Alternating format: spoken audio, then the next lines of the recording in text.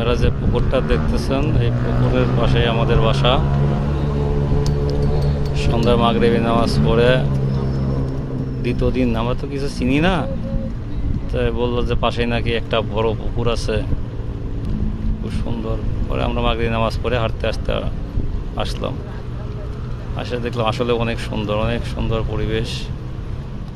হ্যাঁ, এটা নাকি এই পুকুরের পানি নাকি সিঙ্গাপুরের লোকজন এখানে এই পুকুরের পানি খায়, আর এই পানিটা আসে মালয়েশিয়া থেকে পাইপ দিয়ে নিয়ে আসে।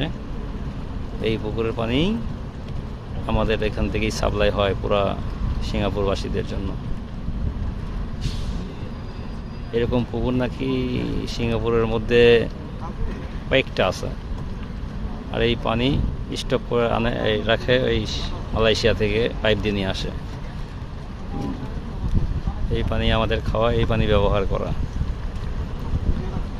এই পুকুরের মাছ এই সাইডে মাঝে জায়গায় একটু ছোট ছোট পার্কের মতন করা আছে, এই যে লোকজন এসে বসে আছে, শুয়ে আছে। সমুদ্র জাস্ট একটা সমুদ্রের মতন বিশাল বড় পুকুর,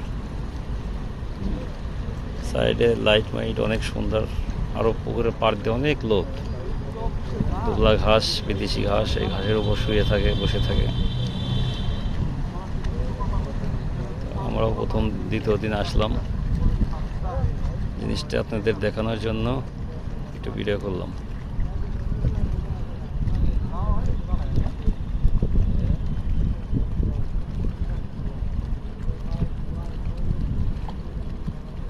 অনেক সুন্দর পরিবেশ, রাতের বেলায় অনেক সুন্দর লাগে, আর বিশেষ করে বিকাল টাইমে আরও সুন্দর লাগে।